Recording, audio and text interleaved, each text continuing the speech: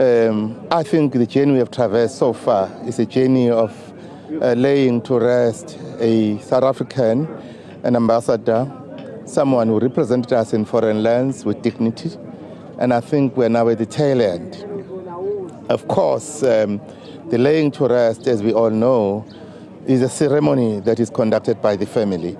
But the family, of course, has allowed the leadership, the senior leadership of the country and the leadership of the ANC to also be with them when they perform the final burial rites. You talk about the senior leadership. I'm learning right now that one of the two leaders that were at the venue of the funeral service, Deputy President Paul Mashatile, is the one that is going to preside over this final ceremony while the President is going to take leave. Am I correct?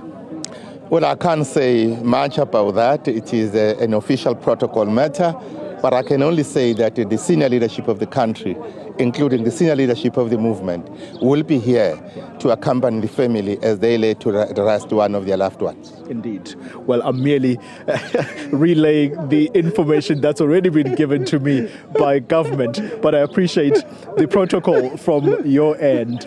Let's reflect for a moment on those speeches, because you and I can have this light moment, but yes, for the family, once everybody is gone, yes, that will sink in, that one of their own is gone.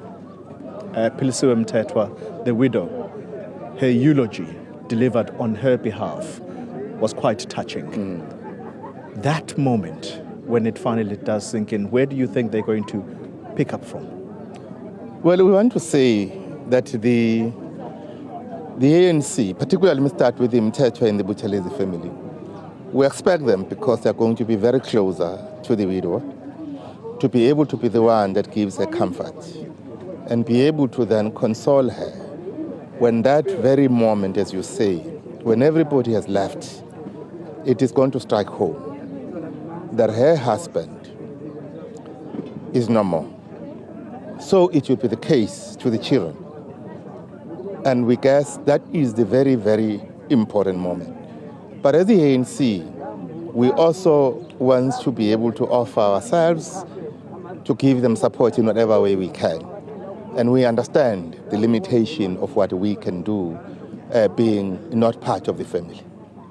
And I've got to congratulate you, because this is absolutely a job well done in terms of the organizing. I know that the ANC in the province had allocated certain functions to yourselves so that this can go well, from memorial services to where we are right now.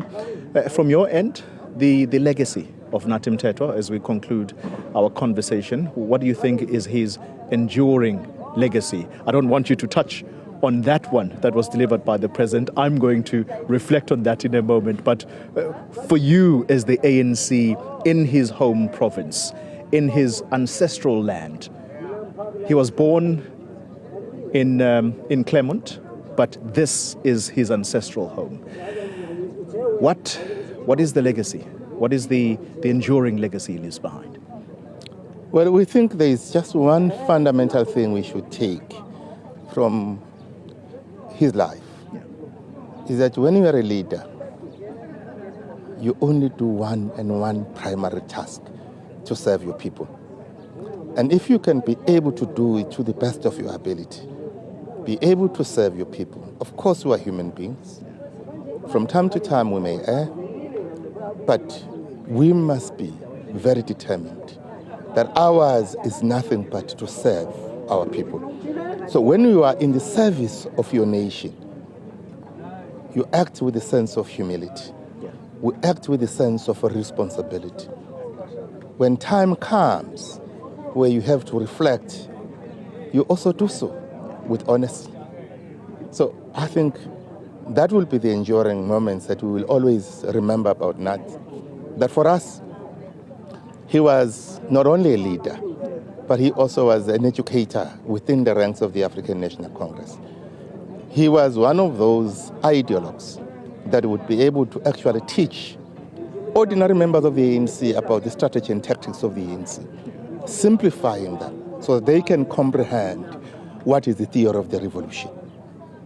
Mike Mabuyakhulu, Thank you very much on your reflections today. It's a sad moment, but as you will constantly remind us, the general public, that it's also a celebration of a life well lived. In this instance, of a leader. Thank you very much for your time. Thank you very much. Thank